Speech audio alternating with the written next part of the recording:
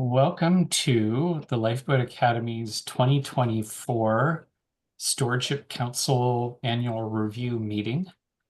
I was hoping there would be a couple other people joining us, but this is how things go. And so this takes the place of our normal coordination circle and serves a very similar function, but at a higher level. So the format will be a little bit different than our normal coordination circles, but still share many of the same elements, including a land acknowledgement to start. And as usual, would anyone like to do the land acknowledgement, or shall I? You should. I shall then. So we start our meetings with a land acknowledgement as a way of literally grounding ourselves. We dip into the store of, oh, there's Bernie. We dip into the store of indigenous wisdom and which encourages us to think more broadly about the land and what the land is. Land is not simply territory. It is not a thing. The land is the sum total of all of our relations. And it is the water in which we swim, and it is everything that supports us. And we start by acknowledging the land because the land was here before we were, and the land will be here long after we are gone. And by acknowledging the land, we are reminding ourselves of our rightful place in creation. And we're reminding ourselves of that tonight before this meeting, to remember that although there are agenda things and topics, there's a bigger picture, there's a bigger process. And ultimately, our goal in everything that we do is really to be good relations, to aspire to become good ancestors, to learn to be good relations and good neighbors. And in doing so, that also reminds us that we have an obligation of care to all of our relations, and an obligation of setting things right where we can, of healing harms that have happened, whether through intention or not. It doesn't matter. Our job is to try to figure out how to heal anything that has been wounded on the land. And so obviously this brings to mind the history of indigenous peoples in colonized places around the world, and the harms that were done, the very significant harms that were done there. So in acknowledging the land, I also acknowledge the keepers and stewards of the land on which I find myself now, who are the Wisanic, who are part of the Coast Salish peoples, and who are still here, who are still working hard to maintain and reclaim their culture, and who are being incredibly generous with that gift. And so may this also be a motivation for us to do what we can do to heal all of those wounds and be good neighbors. So with that, I also encourage us all just to take a moment to ground ourselves. So get comfortable in the seat where you are, and feel free to close your eyes if that feels right. And just take a deep breath in, feeling the oxygen hitting your bloodstream. And as you exhale, feel the relaxation of letting go. And take a few nice solid breaths in and out, feeling the energy coming in on the in-breath, and on the out-breath, just letting go of anything that no longer serves you. Any fatigue, any tension, any distraction. Just let it ooze off like water off a duck's back, returning to the earth where it becomes food and nourishment to some of our relatives. Just take one more energizing breath in, and then on the exhale, just let go of anything that keeps you from being present tonight, and come join us back in the circle.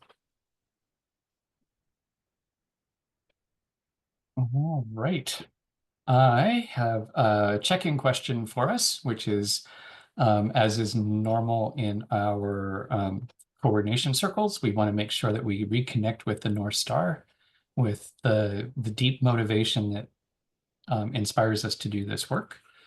And so we'll go around the circle. The circle, as I see it, is April, Roland, Ronnie, Bernie, me. And the question is, what does building a lifeboat mean to you? And kind of our standard process is, what does it mean and why is it important? And so feel free to answer any part or both. And over to you, April. What does building a lifeboat mean to you? I think it means being realistic about the future and fits in with my uh, need that I've had for decades to learn about resiliency and to put together the elements of resiliency and to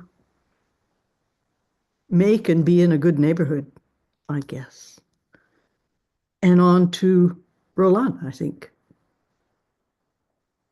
Building a lifeboat is practicing the art of living. And currently, for me, that has been a lot about deepening my understanding of what is reciprocity, what is building a culture of reciprocity and being in reciprocal relationship with all my relations. Over to Ronnie. In this moment, building a lifeboat means reclaiming the commons, not just the land and the spaces that we physically inhabit, but also information commons, resource commons, coming together in more communal ways, more intentionally, and recognizing all of our parts that we play in that, and the responsibility to do that. And I will pass it to Bernie. Thank you. When I was 13, maybe 12, I read Mutiny on the Bounty.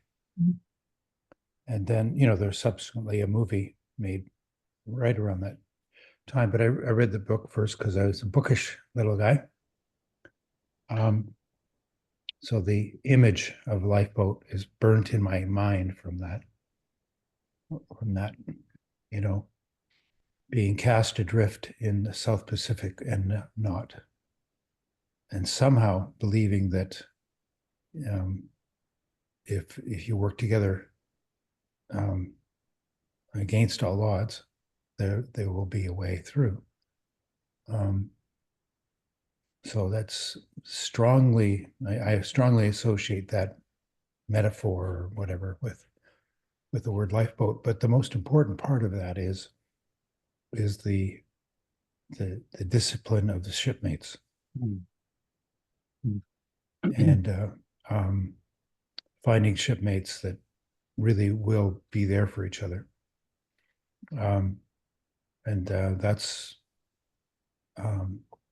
And the point of the lifeboat really isn't just to save those few souls on the thing, it's to carry what they're carrying through into the future. Yeah. Okay. What's Ben? That really resonates with me.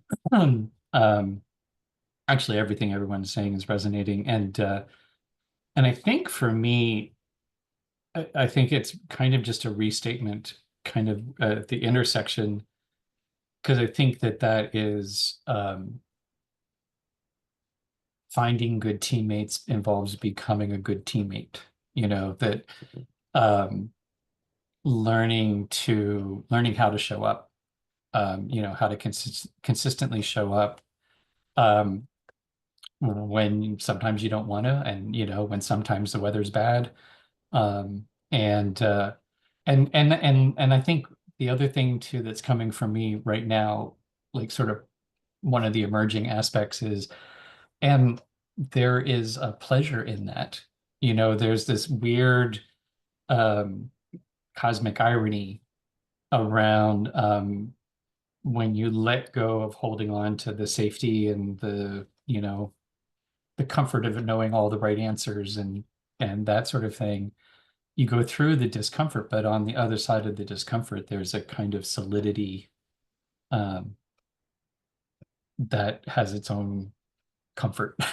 So it's that irony of, you know, you got to go to the gym and work out whether you want to or not, but trust me, you'll feel better. So yeah.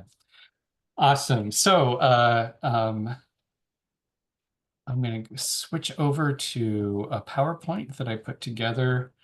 And also in the chat, there's a link to the annual report.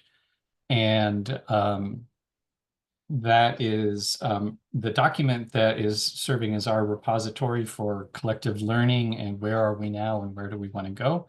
And the PowerPoint that I'm going to go through is just a highlight summary of that. So if you have questions, there's always more information. Happy to answer questions, but I'm also mindful of time. And so we want to make sure that we're using our time effectively. And so we've done our grounding, and just a reminder that some of the words that we use. So for us, the Lifeboat Academy is a model of resilience and regeneration at the person, place, and community level. And for us, a lifeboat is anything having to do with building personal place-based resilience networks. That can mean lots of different things to lots of people, and they are all valid. And what we hope to do is bring together all of those people working in all those different ways on their own resilience into a network of networks. And the Academy is the anchor to that network. And, you know, and in true spirit, the Academy is one of the anchors to those networks. So finding a way that we can collaborate and build on all of our networks is really the goal in how we're working. So today is the Stewardship Council meeting. So the Stewardship Council in our sociocratic model, it represents the whole, whereas the coordination circle is really kind of the operations center and is making sure that the work is coordinated and making sure that things get processed where they need to get processed. The Stewardship Council is meant to have a stewardship role. And so it is an opportunity, even though many of us are also on the coordinating circle, this is our chance to put on the long-term thinking hat to think about, like Bernie was saying, not just how does this serve us, but how does this cascade into a bigger picture. And the main goal of the meeting is really to reflect and review our progress in 2024 to get ready for our charrette coming up in January. So we'll go over the annual report, look at our progress, look at some of our accomplishments, our lessons learned, and then also in that report, ideas about next steps. We will take that long view and say, we have these ideas that are coming forward.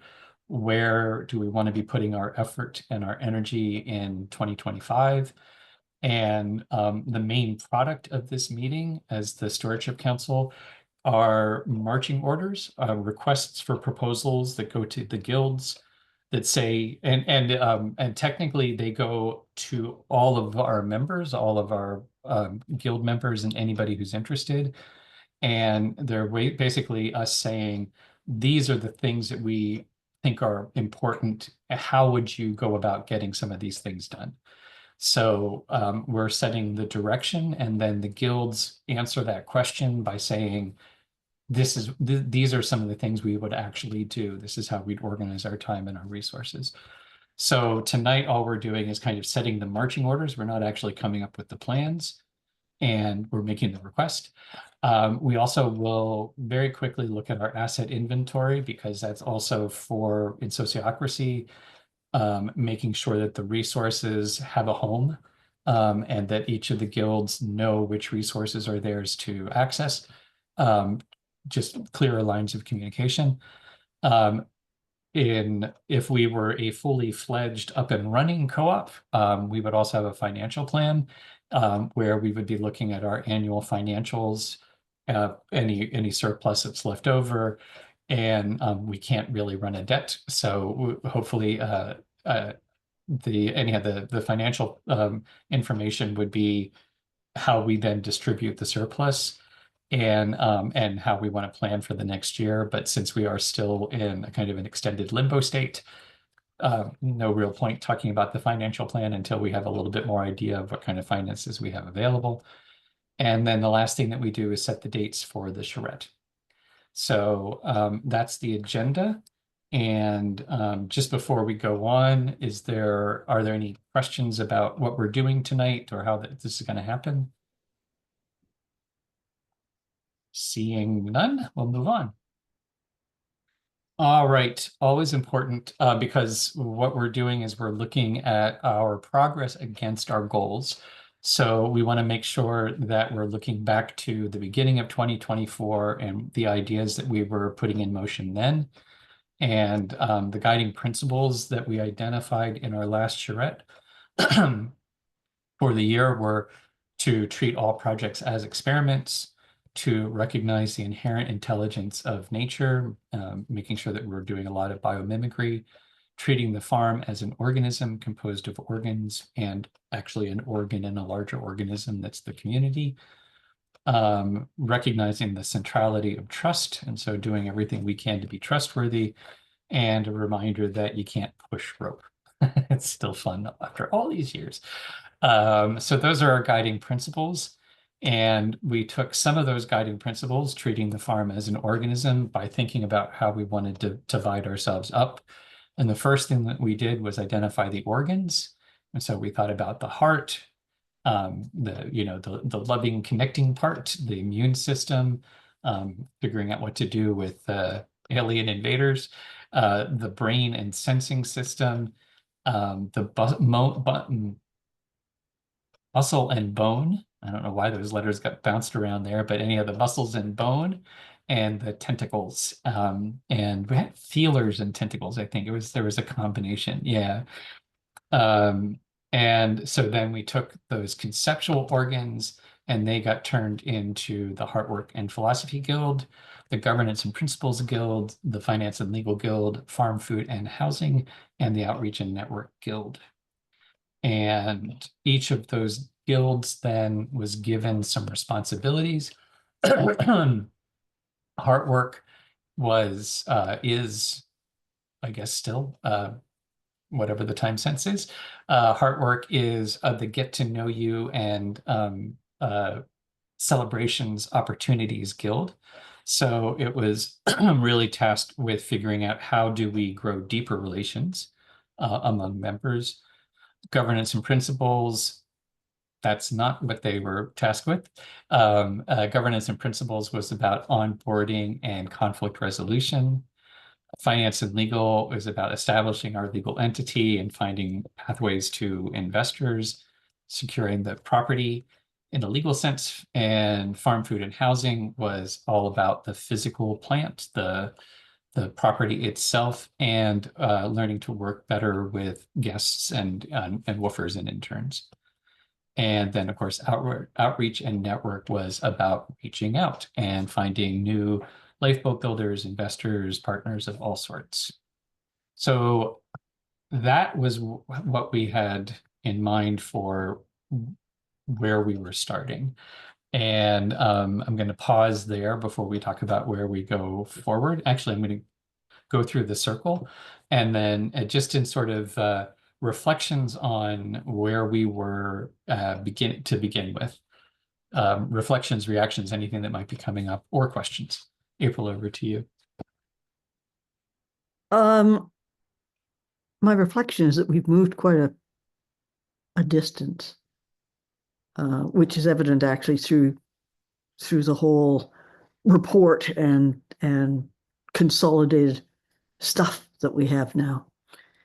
Over to Roland.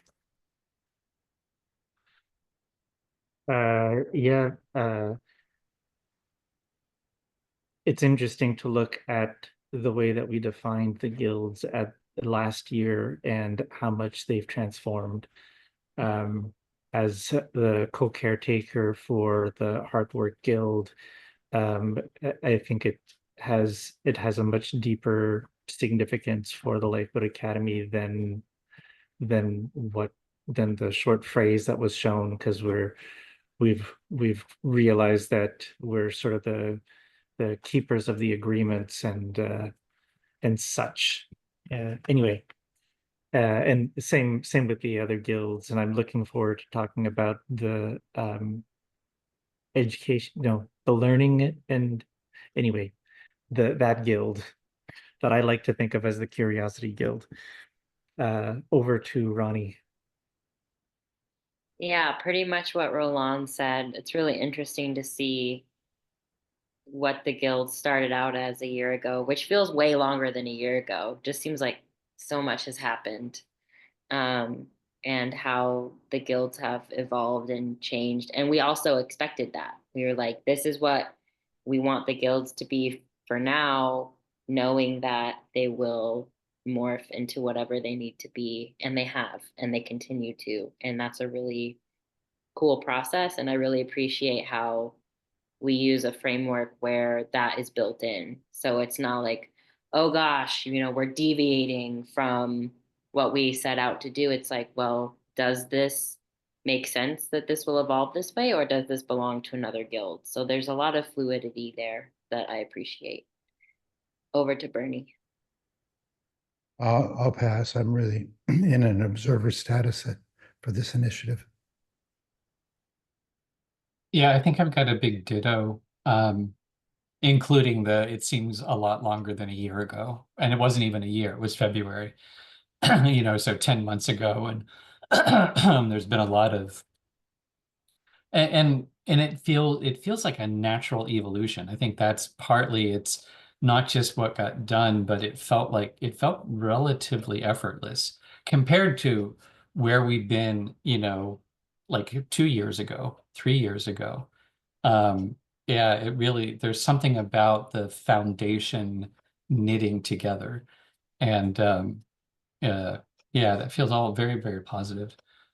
So let's go over our accomplishments. We have a couple big things. We've got the Connect the Dots Club, which actually represents 14 different meetings with 3 different phases, including the 6 conversations, mapping the territory, and the deep adaptation questions.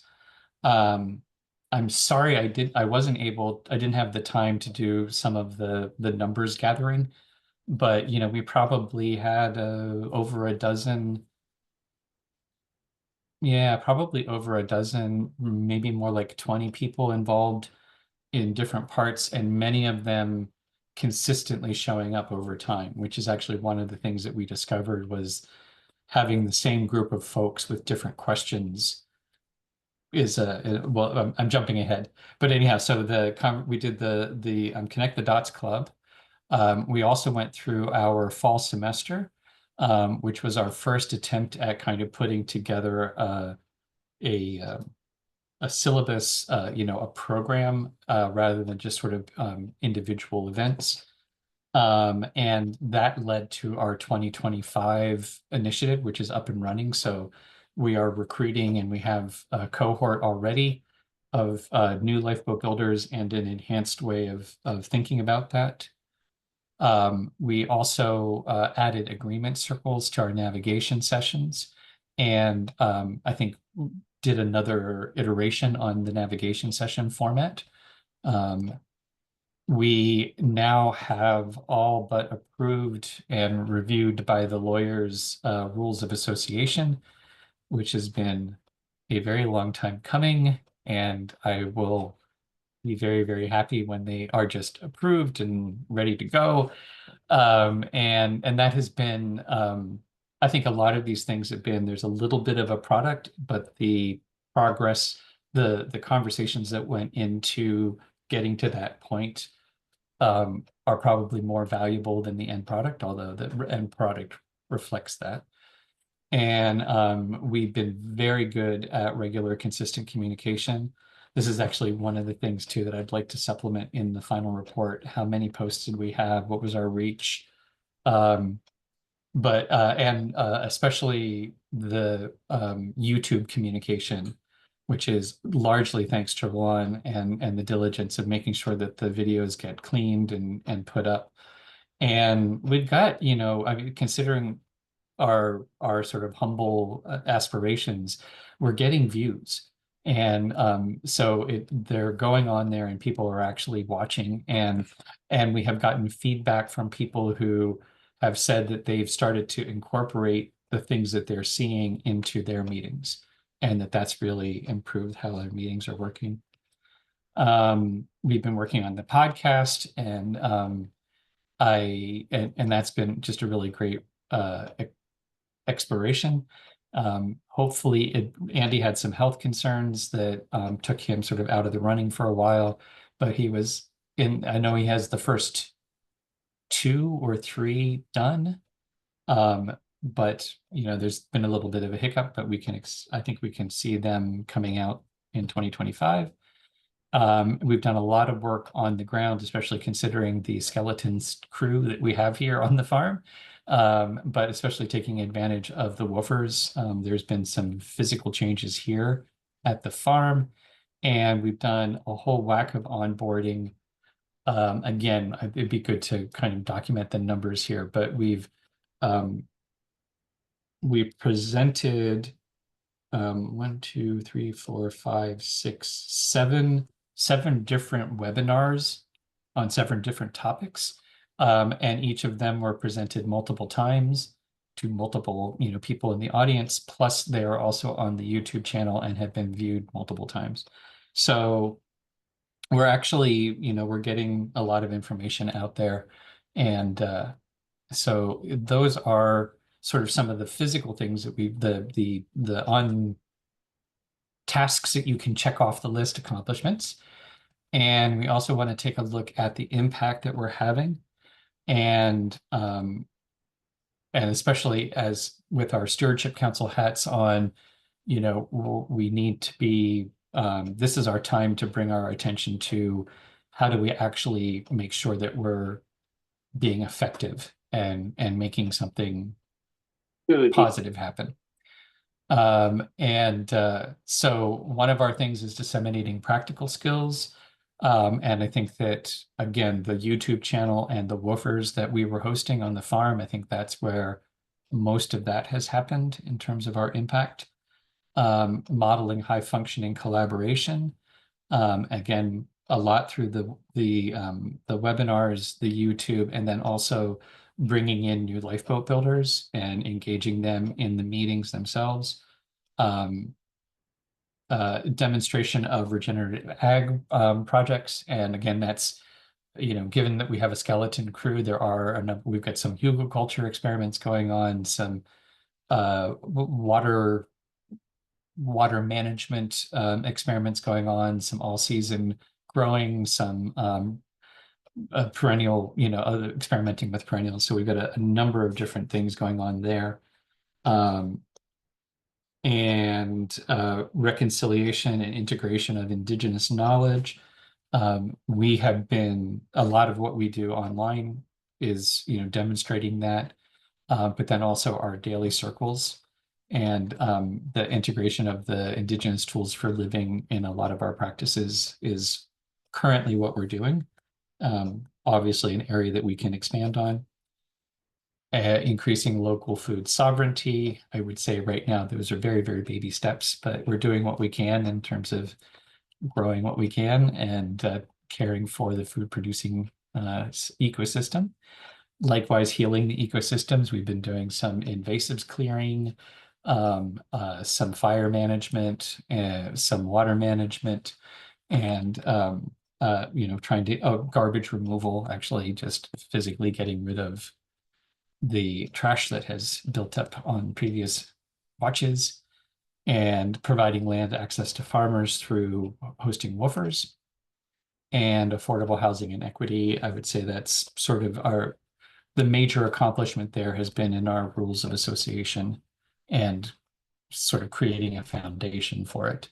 So again, we'll just take a pause here just to do thoughts, reactions, what's coming up for you round.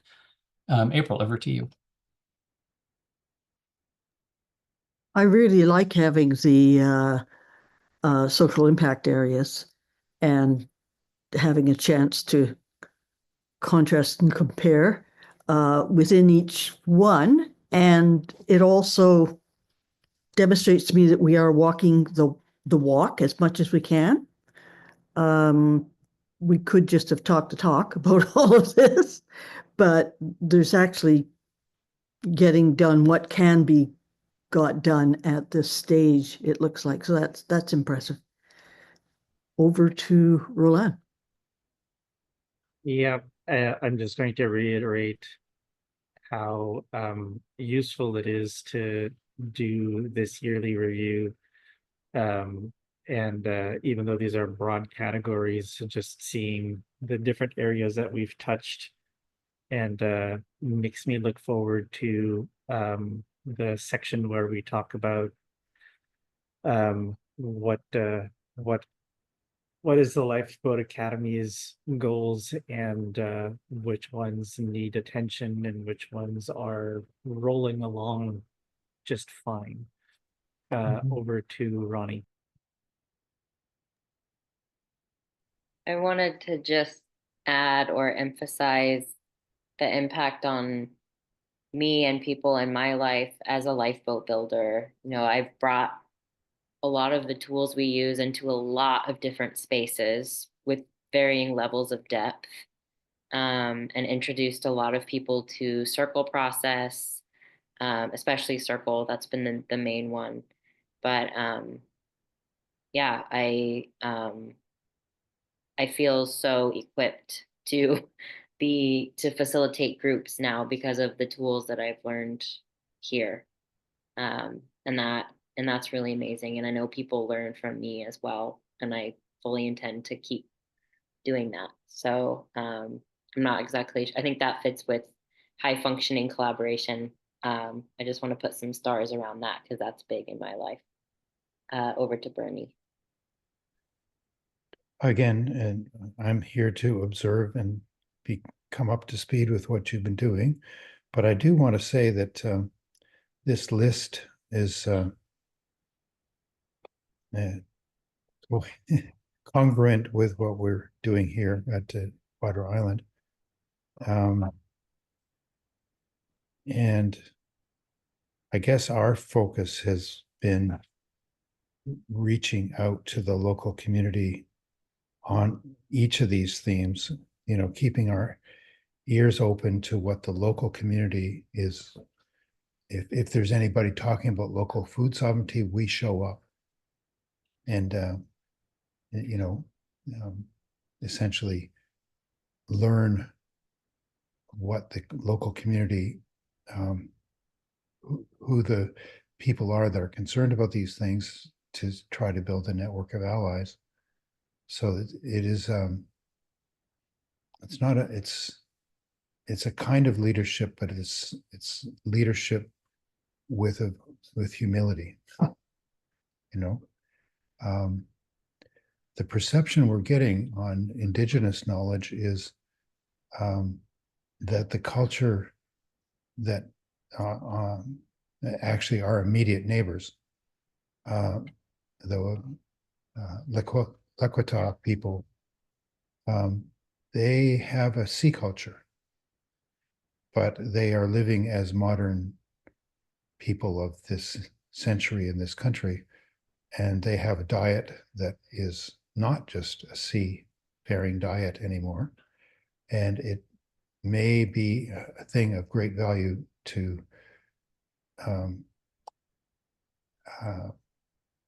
work with them to increase their knowledge of how to grow land-based food.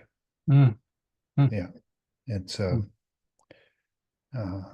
and don't try to tell them about fishing. They know about fishing. And, yeah. Anyway, Thank you. Over to Ben. Yeah. Well, and I was thinking, Ronnie, what you just said, we should isolate as a clip, because that's a brilliant testimonial. And Bernie, what you were saying, it's, my work locally now is primarily focused on the community justice program, but interestingly, and in part because it's kind of finding way open. We were working with Pender Earth. We were trying to kind of lead Pender Earth at the same time that we were doing the lifeboat stuff, and we just couldn't get the people that were collaborating with us did not get an alternative way of working. It was a colonial mindset of dealing with the environment, and um, so anyhow, that didn't pan out. But now I've found through the CJ group that's all about circle process and restorative principles. Like they're my kindred folk, and they are interested in all of these things as well, right? And so um, I have allies. I have a local network of allies with aligned values. And it's interesting too that Pender Earth should have been there should have I felt like there should have been this connection. It was sort of surface level values, but not a connection on how to work with each other. And with the CJ group, where it's restorative justice, which kind of felt a little alien to what I was doing. It's not central to what I think of as priorities, but there's total value alignment there. So anyhow, I think there's something interesting in there about like allyship, and it's not necessarily about nominally what people say they're interested in. It's about how they can work with each other. Reciprocity. Um, Anyhow, just a interesting pondering. So my favorite section is lessons learned, and we have a ton of lessons learned. So this is going to be probably pretty superficial, but then I will do a round of my colleagues to see if what else is coming up for you in terms of like the important points. One of the things that came out, and I'm also covering, so in terms of process, each of the guilds did their own reflection and annual report. And then the coordination circle came together, and we reviewed them and we looked for themes. And then I took those identified themes and then sort of refined them into the report. So what we're looking at now are kind of across the different guilds, things that we're learning. One thing that comes up a lot is the value of structured reminders. So for example, the annual review, or the periodic coordination circle, or our seasonal reviews. And even our meeting structures, where we visit the North Star, or we do our land acknowledgement. We've all, I think, expressed appreciation for how valuable it is to be brought back to those bigger perspectives. And also how it liberates energy too, to have, sort of have a structure that we can follow, where we don't have to think about the structure very much, and it leads us into the questions that we should ask. Similarly, notes, we've been joking for a while, we have that written down somewhere, but I think this year we got a lot more systematic about how we keep and use our notes. So that becomes one of those valuable reminders of being able to pick up where we left off. We talked a lot about badges, and I think over the course of the year that we had the badges idea at the very beginning, but I think as we started to talk about how we formalize that, we all, I think, got a sense of the importance and the value in that system, especially and for multiple levels. One, as a skill development, skill recognition tool, but also as a way of making it easier for people to take on responsibilities, to have clear understandings of what's being asked of different people, and also as a form of appreciation. So not just earning the badge, but being able to give the badge as a way of recognizing what people are contributing. Similar to the reminders, I think we continue to find the AMAC reflect and the periodic reflection as really valuable tools. I do think that the big thing that most groups are missing is the periodic reflection. That's kind of the hardest and most uncomfortable part. But that has proven to just be consistent at the little scale and at a bigger scale. It's been really consistently valuable. Relationality, we made a decision, an intentional decision to focus on building relationships and take the time that it takes to do that properly. And I think we've all are, finding that to be really valuable and rewarding also. It's not just in some way that it's like gets what you want. It's actually that it just is a more satisfying way of being with each other. There's a sort of it feels better to work that way. We have had many conversations about, and I think we've already started that, of the value of the guilds. And really it's on different levels, but it's knowing that the guilds are not silos, that there are, it's a Venn diagram, that there are overlapping areas. And it's really about communication and clarifying where does it make sense for people to focus on things. And it allows us to sort of divide up the work in a way that just seems easier and fits better. And working with what is, and I think this is kind of towards the tail end of the year, this idea of accepting reality as it is, with its many, joys and tribulations, and people with their strengths and weaknesses, and how we love family and sometimes we want to kill family, and but finding that starting from that place of accepting, and I don't have to like it, and then working up from there. And I think that's the last of the lessons learned high level. And again, we'll go through any additions, reflections, what's standing out to you. So April, over to you. No additions, but I always appreciate that we are identifying this continually, and it also it's sort of like little flags flying for all these things that we know have come up and are real. So I guess it's useful as sort of a marker of activities that are fundamentally very important for what we're doing. And again, I'm impressed with, the number of things that come up and how much we've done, I guess. On to Roland.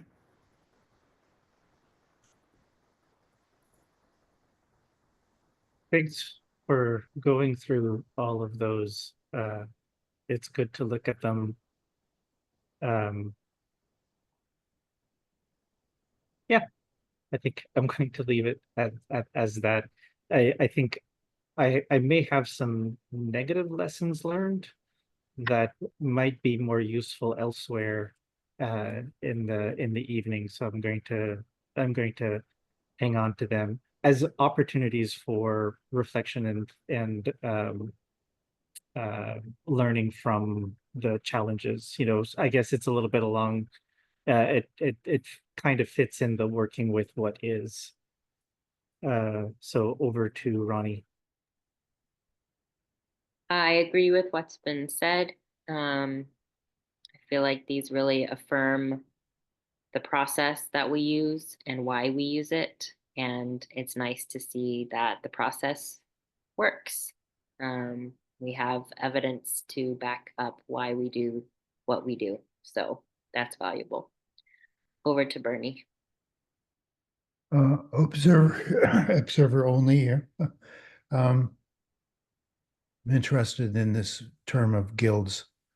The intentional community where I lived refined a relationship between the whole and the separate teams. And the important thing was not to have the whole micromanage the teams. you know, that there's an assignment of responsibility and the respect given to say, okay, the rest of us can't micromanage what you're doing. I don't know if that's where you've gotten to with the guilds, but it is a very important part of our intentional community. Yeah. And I'm going to give you a little piece of, sounds almost trite, but I'm a get her done person. So this aim, act, reflect, the way that I actually work is ready, fire, aim. And as long as you're willing to learn from your screw ups, it works perfectly well. So maybe that's reflecting on the idea that there's some negative lessons are learned. Well, okay, that's especially when you're working on something important and urgent, you're going to mess up, and that's fine. You know, you just learn from it. Anyway, over to Ben. Yeah, so yeah, we lean into Sociocracy 3.0, and it is the guilds. So it's Sociocracy. They would call it circles. We just chose guilds. I think because appreciating the skill sharing aspect of it, you know, that sort of like it has a nice echo, and so, but yeah, it really is about how do we enable everyone to work in an area that where they can have focus, where it's what they want to be doing, and just manage so that we don't step on each other's toes.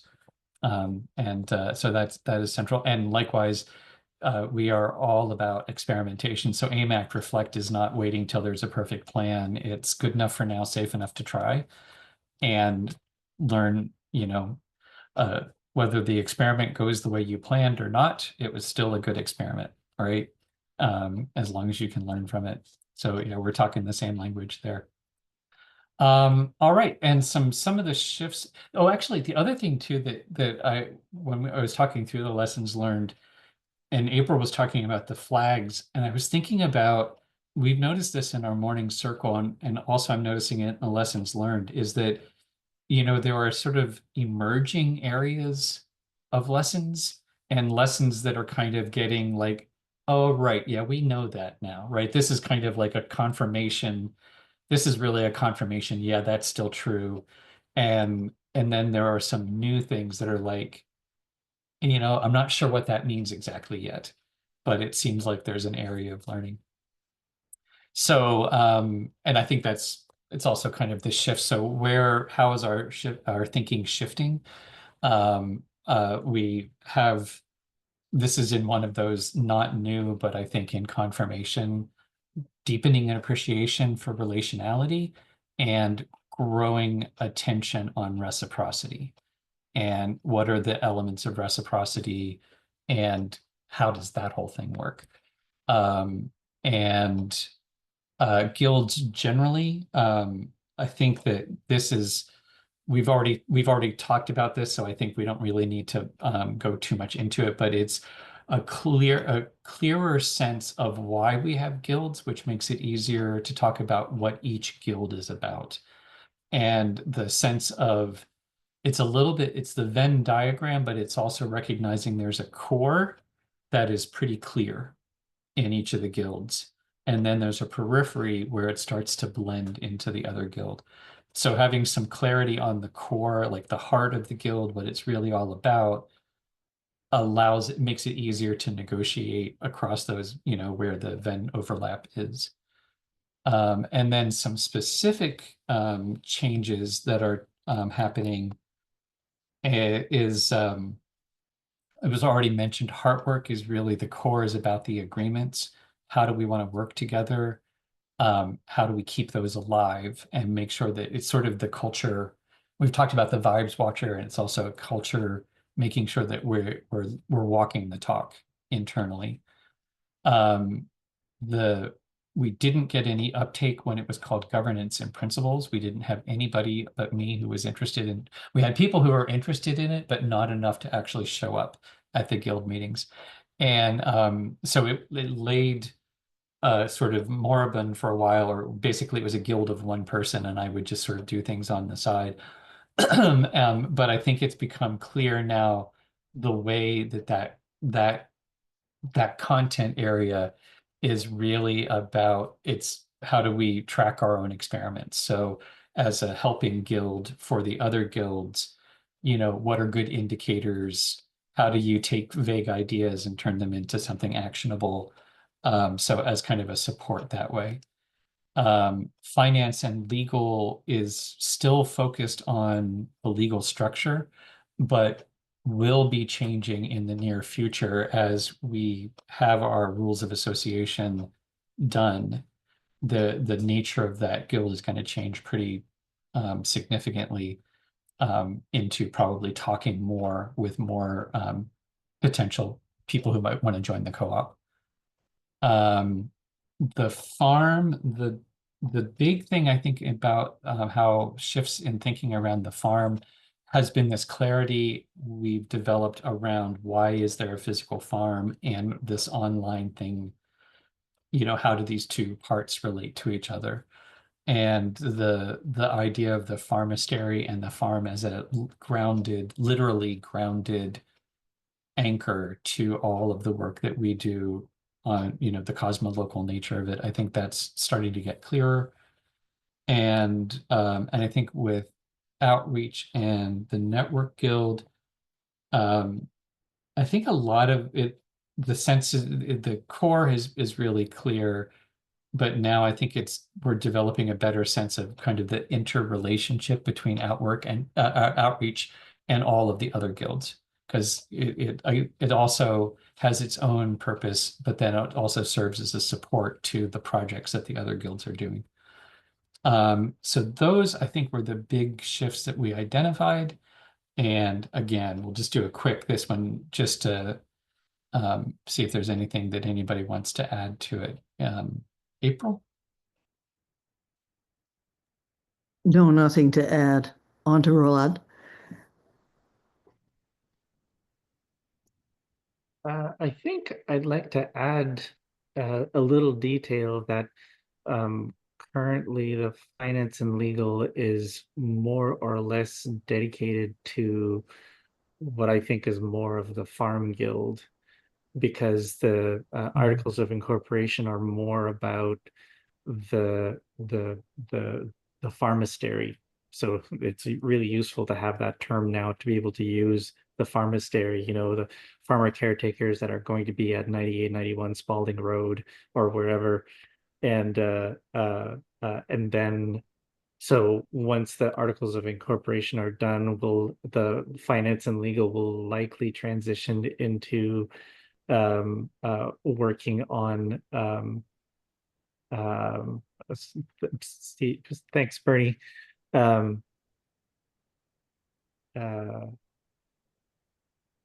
Anyway, then it'll be into back into working out how to secure the property, et cetera. But then I'm also curious about how finance and legal can serve the rest of the Lifeboat Academy.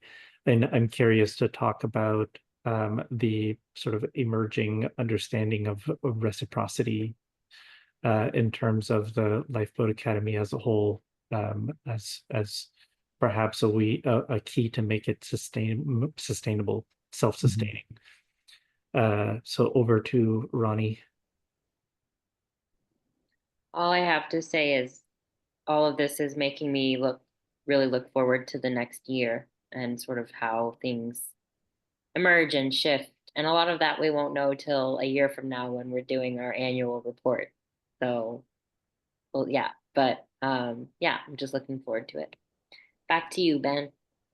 Yeah, it's an interesting reminder of, where we are now. We're admiring our progress since last February, and we couldn't have seen in February where we would have been now, sort of whatever that seems like very complicated verb conjugation, so I'll leave it at that. All right, so now the big thing is what are our next steps? So now we're going into sort of strategy mode. We had a number of different ideas that came forward from the guilds. And so this should be a surprise to no one. And again, the product that we're trying to create tonight are RFPs. And so, and the way that they are phrased in the annual report under ideas about next steps, more or less, if these sound reasonable, then these can be the RFPs. The question is anything missing? And is there a relative priority around any of the RFPs, especially if anything is missing? So the first is this idea of guild cross-pollination, which I think it's interesting, Roland, you were sort of pointing out, like, how could finance and legal be supporting the other guilds? I think that's the idea here is to task each of the guilds with thinking about in what way are you a helper guild to the other guilds? What's a service you can provide that would be beneficial to the other guilds? And then checking with the other guilds whether that would seem beneficial to them. And then in the annual report, there are some specific questions for each of the guilds about how they might benefit the other guilds. But again, in the spirit of RFPs, this would be, sort of put it forward. How could this happen? Something we've been talking about for a while, and we've been doing better at it, but we can even get better at how do we share the conversations that we are having in the lifeboat in a way that allows other people to get more engaged. Sort of actually, like I was pointing out, Ronnie's testimonial about being able to bring the skills here into local community. So what are some opportunities, ways of doing that, of capturing the content we're creating, to use the horrendous, influencer lingo, but, as content creators, how do we turn the conversations that we're having into posts that people will click and like and share, and we can go viral? And the other idea that came out is emphasizing the Farmastery. What do we need to do? What can we do to promote the Farmastery? And by that, we're saying, to give people a sense that coming here is more than going to a farm, that it is, in fact, about collaboration and relationship with the land, and what are some of the practical things that we need to do to make that happen? Who should we focus on in terms of, are we talking individuals coming, groups coming? Is it a scheduled thing? Is it an ad hoc thing? So what would that Farmastery thing, that's the proposal, like the proposal we're looking for is, how can we make the Farmastery more real? Establishing the legal entity, obviously, is nothing new and innovative there, but what are, and obviously this is work for, this is an RFP that has finance and legal's name written all over it, but what are the concrete next steps to get the legal entity established? Now that we have the rules of association, there are still more steps, including getting subscribers and figuring out how we promote people joining the co-op. Again, also sort of not in anything new, but what is the plan for infrastructure on the farm? And I think at this point we can have this be both food infrastructure and Farmastery infrastructure. So what are the priorities? And especially, I think, for the infrastructure plan, putting some thought to, with currently available resources, i.e. with no available resources, but some people with good intention, what can we do? And if there were some more resources available, what would those go to first? And is there a way of fundraising for those? Is there a way of making the case of them being a good investment? So an infrastructure plan. And then the other thing too is we have a proposal out there for a research project. If we are going to reestablish the Curiosity Guild, How do we get people who may be interested in advancing that part of it, that kind of the now that I'm thinking about it, it's almost like I think, is this true? Each guild has sort of a core project that is their thing, and then they also have helping duties that overlap with other guilds. Anyhow, whereas the Curiosity Guild has a helper function in helping the other guilds clarify experiments, it also has its own project of reaching out and engaging people in the research side of the Lifeboat Academy. So those are the different ideas. So let's do a couple quick rounds. First of all, does it feel like there's anything missing, or does this seem like it covers the things that are important? Yeah, and any thoughts on what we might want to do to make sure that we're covering the more important things? So first round, and what I'm thinking is first round about is anything missing? Second round of does this seem like a reasonable set of priorities? Or do we need, can we say, yes, these are our priorities for the year? Or do we need to have like an A list and a B list? So first round, anything missing. Second round, we'll talk about priorities. So anything missing? April, over to you. Well, I'm wondering in ideas about next steps, we haven't really articulated the academy and the fact that the learning stuff is getting more and more organized into a framework of offerings that is quite wide, actually. Is there anything we want to say or do about that? I mean, I think that how things have developed over the last few months has been really good. And since we're going to be dealing with a new cohort of people now coming into the next term or semester or whatever we're facing, what else accrues to that? Other than that, I don't think we're missing anything. On to Roland. So since this, I would just want to make sure that I'm understanding what we're doing this evening as the Stewardship Council. We're not looking for solutions. We're looking for areas to then send to the guilds, and then the Yes. guilds discuss. Okay. Yep. Something that I think is really important that continues to be a challenge is engagement and financing. And in sort of the discussion, discussion that we've been having around reciprocity and what that means, and how do we engage in it so that there's true reciprocation. Is that correct? Am I using that word properly? Reciprocity, reciprocation. Okay. Yeah. So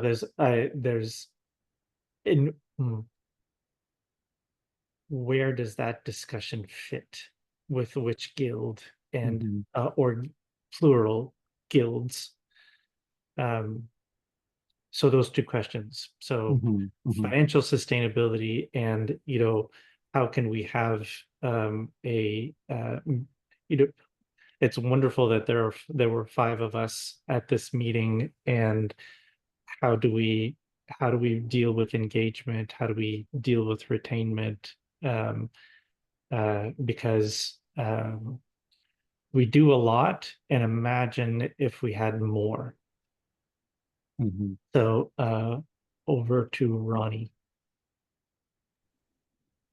I was gonna bring up basically all the same things that April and Roland named. And I'm just thinking about, these are questions that I think every organization trying to address the poly crisis, they're having these conversations and they're having these challenges.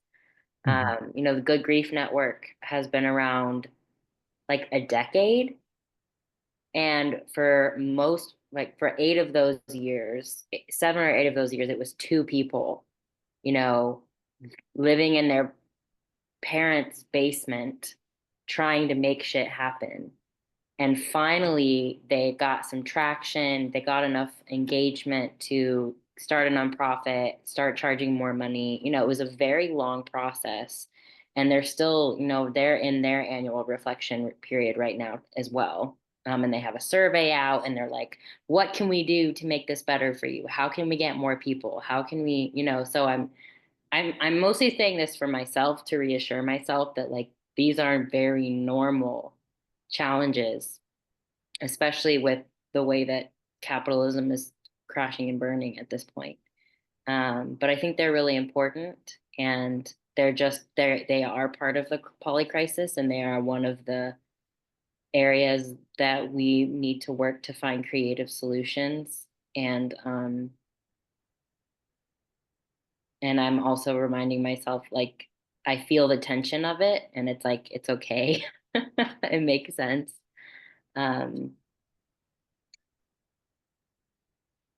Yeah, I'm looking forward. I am looking forward and also not looking forward to more conversations about these things, to be very honest. Mhm. And that I'm just letting there be space for that. And that's all. Over to you, Ben. Yeah, I think these are good. I think the financing part, I mean, that I think can get easily just added into the establishing the legal structure. Well, I mean, no, there's a different part to that too. Yeah. Yeah. No, I see that. So, and actually, I'm wondering if that's might be how finance and legal could be a helper guild to the other guilds to sort of lead a conversation around what that could look like. Um, but Ronnie, what you were talking about also makes me think about allyship.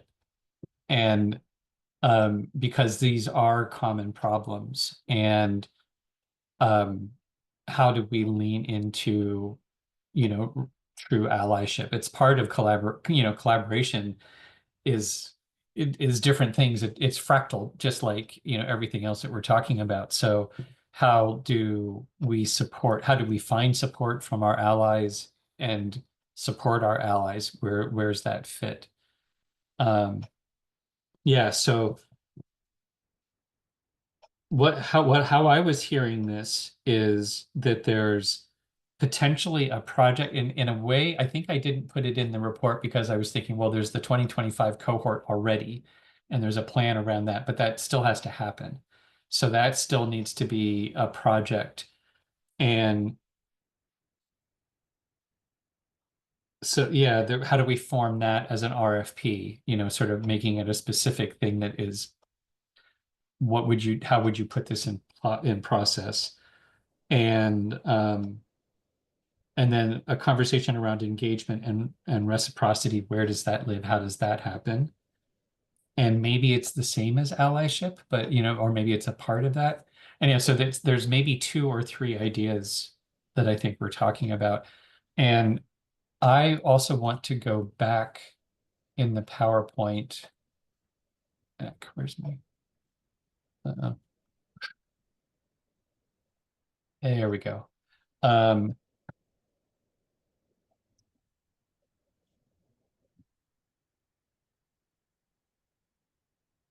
Yeah. I thought the other thing too, we talked about having the impact indicators is also a good reminder. So are the things that we're talking about going to tick all of these boxes? Um,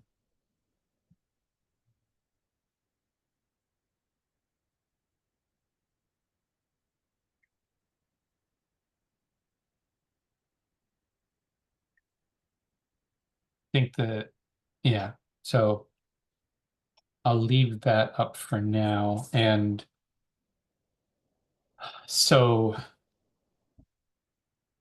we have, I should have done a composite slide, because we've got maybe 1, 2, 3, 4, 5, 6. There are 6 sort of RFPs on the slides, and we talked about maybe 2 or 3 other ones. So in terms of priority setting, I think what I will do is I'll type them into chat. And as we have this conversation, really when we're talking about priorities, it's not about is it good or not. They're all good. They're all valuable. The question is, do we need to not do some of them, or make some of them secondary so that we can really focus on the ones that are key? So when we're talking about priorities, I think that might be useful. If there's anything here that we would set aside so that we could do the other things that seem more central. And while April, I'll pass it over to you, and I will type the labels into the chat just so we have something to reference. Over to you, April. I'm not sure what the question is. Priorities. So we have probably 8 possible RFPs that we could submit or release. Do we have capacity to do all 8 of them? Should we hold back on some of them for others that are higher priorities? I would guess we have capacity to do 4 of them, I think. But I can't remember what they are, so. Well, actually, while I'm typing, I'll say, so it's guild cross-pollination, Right. sharing Lifeboat Conversations,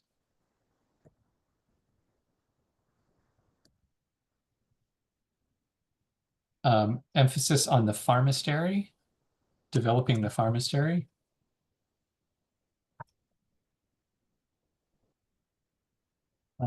legal structure, legal entity, farm infrastructure plan,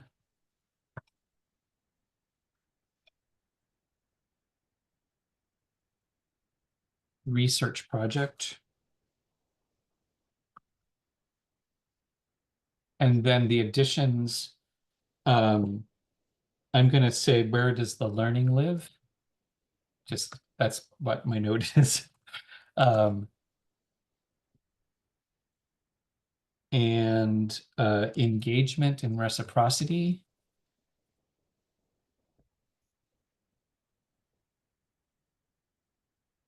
And allyship, just as placeholders. So, Okay. yeah, so. Would you like me to identify which of those I think is priority? Well, and do you think, yes, which are the priority, and we don't necessarily have to limit ourselves. It could be that this is the right mix. If it's too much, then what would we set aside? Right. Is it too much? And if so, what can we set aside? I think it's probably too much, but I also think that we'll be in the position of weaving some things together. And by doing work on some of them, we will also be doing work on other ones. We just have to recognize it, that that's what's happening.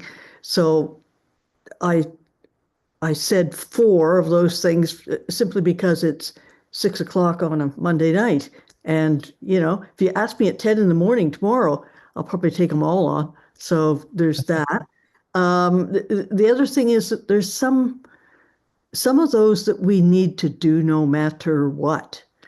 So the financial and legal, I mean, it has to happen. The engagement and reciprocity, I think, has to happen. And I actually have a couple suggestions for reciprocity. One of them is a new T-shirt design, which will incorporate this slide right here about the impact of what we're working on. Oh, and the other one will be a 2-sided T-shirt design. On the front, it says, "I'll support you. What do you need?" And on the back, it says, "Will you support me and ask what I need?" There, and you can walk around, be walking reciprocity with that. And the other thing is, I've been thinking about the reciprocity dance. What is that? What does it look like? We kind of know when it happens. We kind of know that it can feel good and it can be a dance. How do we teach the steps of the dance? Or how do we have people identify this is a dance and then see what their part in the dance is. That's just a, end of the day kind of thing that popped into my head. And now over to Roland. Well, then in terms of deciding which ones are the priorities, how much is it? How much is, so a couple of things. One of them is how much is it for the this group to make that decision, and what is it rather that we group the RFPs that are starting to emerge, and decide to which guilds to address them to. And then even there, the guilds will say, oh, well, actually, I don't think this is our guild work. We should send this over to this other guild. So right now, discussing priorities doesn't seem to be as important. Discussing what next steps are for the larger vision of the farm, I think would be useful. We see what's the bigger vision, what are the next steps to be able to get to the next level, and then that we send to the guilds. Because I was also thinking about, we were all commenting on all of the things that we were able to accomplish in the last 10 months and being amazed by it. And thinking about that and looking at this list, it doesn't seem that insurmountable. But it might actually be, rather than choosing which ones to work on, it would be which ones to work on first. So those are the things that I was thinking about. Over to Ronnie. I don't think these are all separate things. So like sharing Lifeboat Conversations to me is engagement. And a conversation perhaps between Heartwork and outreach. Heartwork is saying, let's share this, and outreach is saying, okay, this is how we will do that. The legal entity thing, that's ongoing. Farm infrastructure, the farm has been in process and continues to need to have things happen, right? So I think that has to happen. Research and Learning Guild has been established. I think the learning lives in that guild. That's my guess. So to me, this all just seems pretty straightforward, like a continuation of what the guilds have already been working on. I think it's absolutely doable and is already in process, and maybe, yeah, I don't feel like there's a lot more to talk about. I'm excited to get into the guilds and be like, okay, here's how we're going to get more engagement, and our goal for the year is X amount of new lifeboat builders, whatever. So yeah, that's where I'm at. Over to Ben. Yeah, I agree. I think Roland kind of, or at least what I heard Roland saying, that just makes total sense. It's like it's not our job as the Stewardship Council, really, and actually, I think what both of you were saying is that then is thinking through each of the guilds, and part of it is this is always the case, right? If I can imagine a scenario which is completely plausible, that the lawyers do their little tweak, we have something good to go, we have a few conversations with a couple of our key stakeholders, they say, I'm willing to sign this, like I'm willing to be one of the subscribers, and we're set then, where now, instead of being a potential idea and talking about it, we can go, and we even have a slideshow already that we can go anywhere and say, we are the Lifeboat Academy. If you want to buy a share, here's the form. And because of that, we can start to develop, we get lifeboat builders who want to, come and participate and engage. And then all of a sudden, our conversations are very different than if we're continuing, it's like, who knows, that it's plausible, but it's not guaranteed. And until then, it's basically, I think it's up to the guilds to say, here's where we start. And this is our best bet at how we know we know we need to increase our engagement. We know we need to deal with the financial, sustainability and, the legal structure. What's our best step towards doing that? And that's for finance, and that's for, everybody else to figure out what's your best step to move that forward. So, and I think the only thing I'm a little, I don't even think it's that big a deal. It is sort of getting a little clearer on what the RFP actually, like, what is the request here? But I think it's probably pretty clear, most of these things. So, yeah, so I think what I'm hearing is this is a fine list. These are we'll put them out and we'll see what comes back. And that will give each guild a chance to talk through it. And really the request is, where would you start? And why do you think that's going to be the most effective use of resources? Right. And that's always the request for the proposal. So, yeah, it seems like we're good to go. So with that, though, I'm going to whip around any thoughts on priorities before we move on to the last little bit of housekeeping.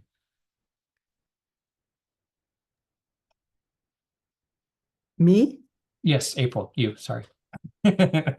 No last thoughts. Over to Roland. Do these need any fleshing out? Or do we just send them off as sort of a short phrase? Because, allyship, what, or is it just general allyship and it's up to the guild to decide what that means? If the Stewardship Council just decides, well, we need something about allyship, and then anything is good, then we can just send that out. But if there's something more specific, so maybe, so do we need to flesh any of these out before sending them to the guilds? And do we do that tonight, or do we do that in another way? Over to. I think that's a good question, and I have nothing else to add. Back to you, Ben. Yeah, for the first 5, there are already bullet points that I think flesh everything out. So the fleshing out question is really just for the ones that we've come up with tonight. Looking at the time, I think if you trust me to, I can just flesh out, because I think it really is just a couple bullet points, and it's from the comments that we've been making, right? Why are we interested in engagement? What's the problem we're trying to solve? What aspect of allyship? Allyship means a lot of different things. We're talking about a very specific form. So I think, yes, I think it does need to be a bit fleshed out, but I am in the spirit of being a proposal shaper. I will put that together, and of course, then the guilds can do with it what they want. So I think we're good to go. Thumbs up. Yep. Alrighty. And then, considering that you are in every guild, I'm in some guilds that don't even exist. All right. So, catch up. Look how fast we're going. Okay, so asset inventory, this is really very much a cleanup sort of thing, and but good to do. So I'm just going to.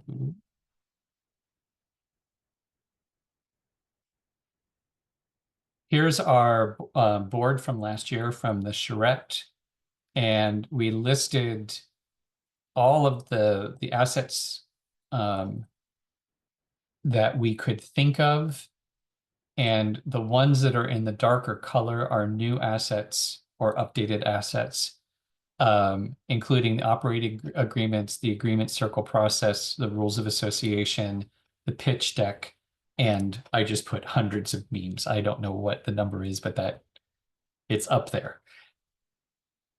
You're muted, so I don't know if that was an actual number, but it's a lot. I snorted. I didn't say anything. Okay. At least 165, right? Something like that. Yeah.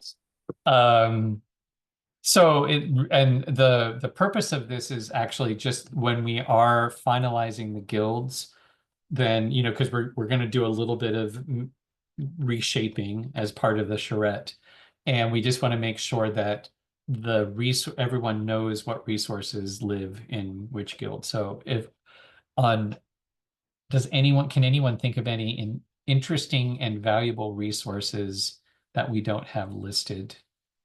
And I can zoom in on anything if you want to look at it. April, you're muted. Ones that already exist, you mean? Yes. That we haven't listed. Yeah. Yeah. Well, what about all the Lifeboat Academy stuff? Does that go under processes and know-how? Yeah, and it's actually the operating agreements. Okay. Well, there's two things. There's the list of webinars, and then there's the, you know, the sort of the process how-tos, and then there's the operating agreement. So, Well, we also have a product that was developed with the mapping the territory. oh, right. Jobs. So that would be Yes. something interesting to add. I Yeah. think. Yeah.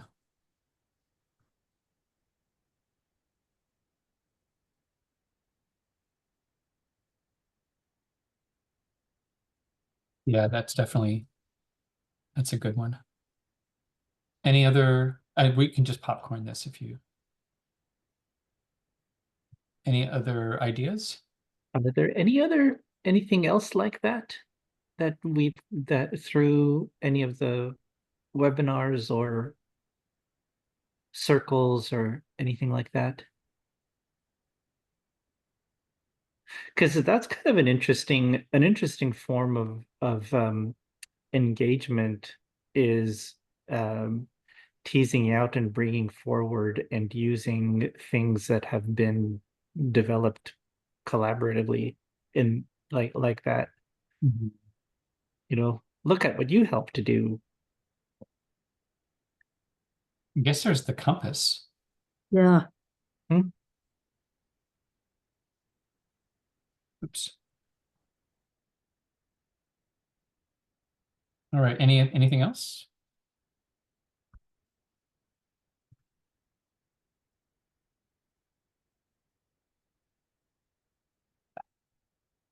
Okay.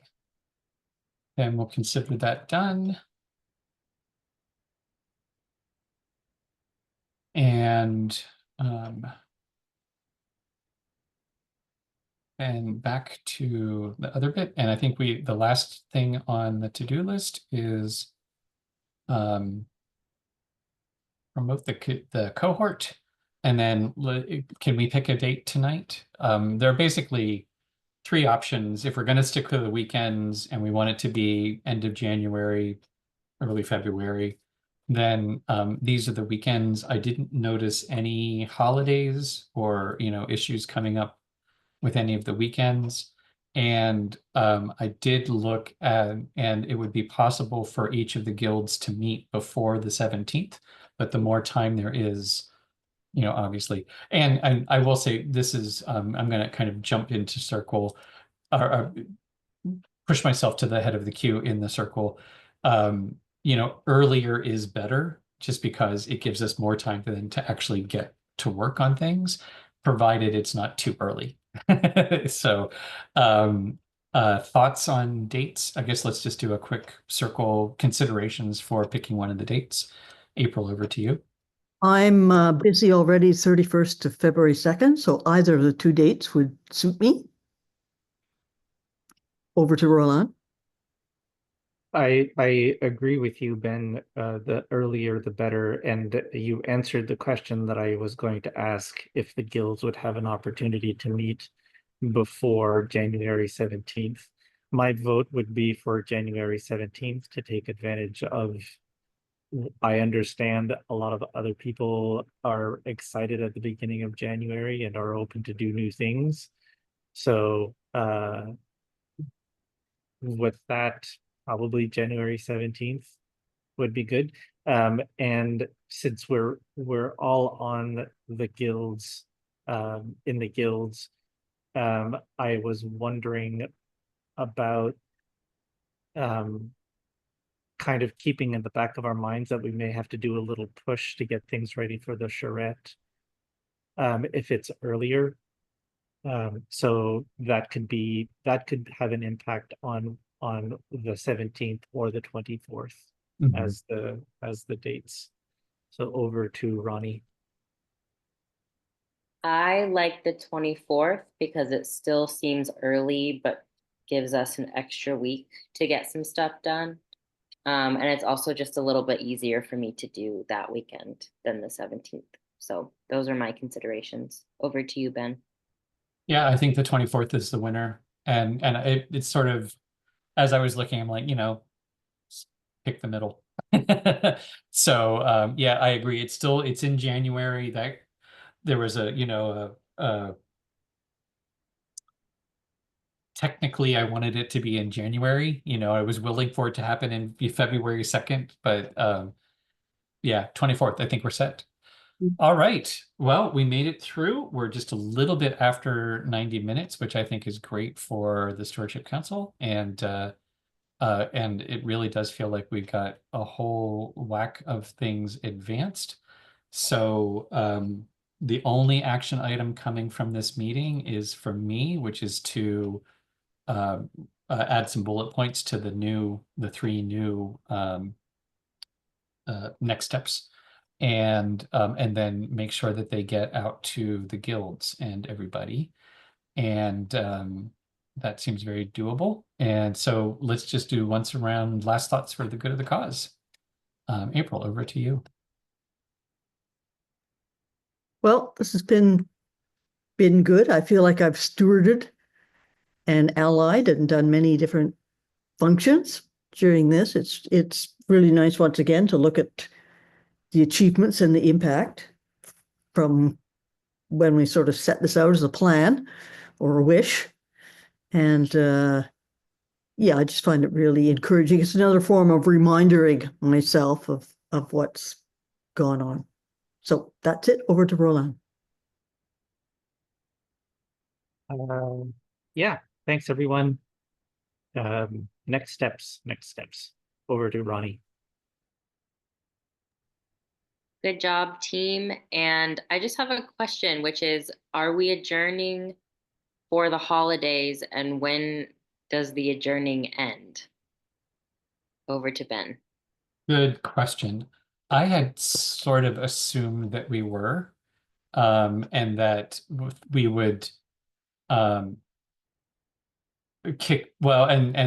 sort of there's a little bit coordinating with new cohort people about in early January, when do we reconvene? So there'll probably be a little date setting around doing an orientation. So not a lot of work, but probably some email back and forth. But I was assuming no more guild meetings until the new year, and then back on the same schedule that we were. So whatever, second Tuesday or, whatever that is. Anyone, is that reasonable for everybody? Awesome. Yes. So happy holidays. And actually, it's kind of I like that idea that we have the Stewardship Council meeting and see you in the new year. We've wrapped up goodbye 2024. And now we go into hibernation mode until we come out in the sunny day of 2025. All right. Well, good night. Thanks, everybody. Bye. Holidays. Bye.